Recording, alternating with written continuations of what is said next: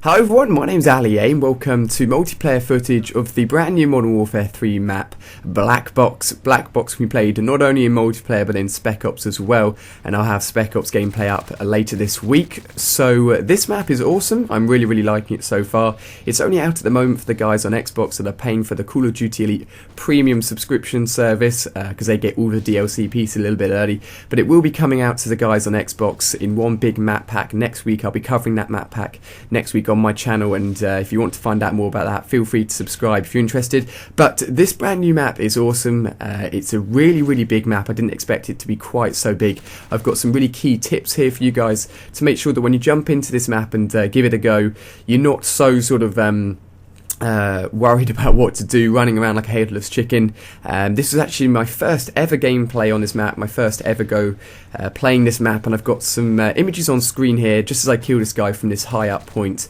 which should give you some good information and good key tips. Now don't worry, in the background nothing's going to happen for the next 30 seconds or so as I show you these tips, but as you can see, the three highlighted areas here, the three main buildings, and these three main buildings are basically where all the action's going to be happening across the map. Because it's such a big map, most people are going to be using snipers, assault rifles, or they're going to be staying in those buildings with submachine guns. Now within those three buildings there are actually three key positions, and those three key positions, if you get into them, can really help you out because they look over the map so well, but they're really easy for other people just to come along and look into those positions. As you can see here, I'm shooting someone into one of the key positions that are highlighted, and to my right I was in one of those key positions early on.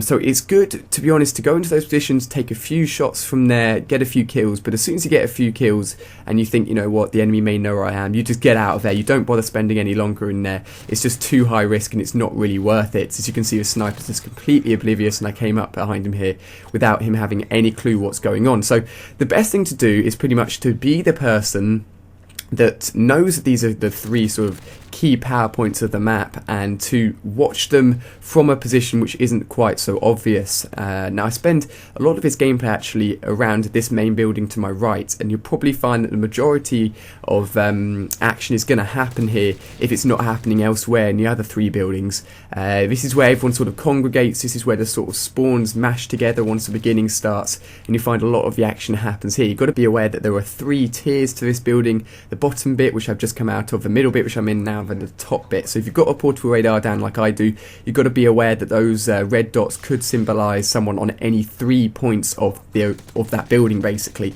But if you get to know the building well and you get to understand it well, then you can really use this to your advantage. You can be moving up and down the sections, really confusing the enemy if they come back to try and revenge kill you. Now the kill sheets I was using was the UAV, the Predator missile, and the A86 Overwatch. I'd always recommend the Predator missile and UAV on a brand new map, especially if you're not too sure what's going on, the enemy's not too sure what's going on.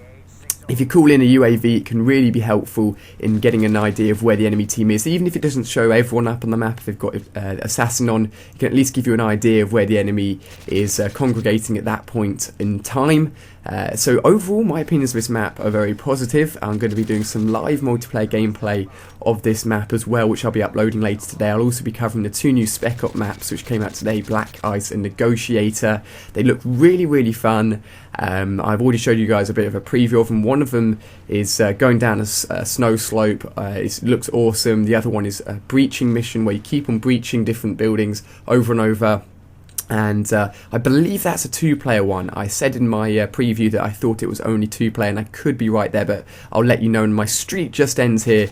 I was onto quite a nice streak, and I thought maybe I'll be able to Moab this map the first time I ever play it, but unfortunately that wasn't quite the case. But do listen up to those three key points for the map.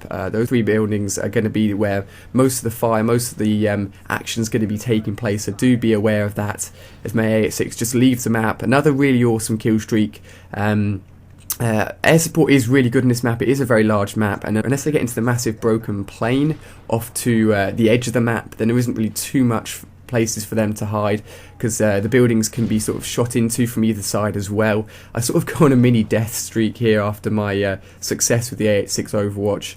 I was hoping to get a few more kills, which I do in the end, but I also get a bit too many deaths for my liking. But again, it was just my first ever gameplay on this map, and as I said, I'll be covering it in survival mode also later this week when I have time to cover it. If you didn't watch my Overwatch survival mode gameplay, when I played that for the first time, I got into the top 50 in the world for survival mode. I was really pleased with that.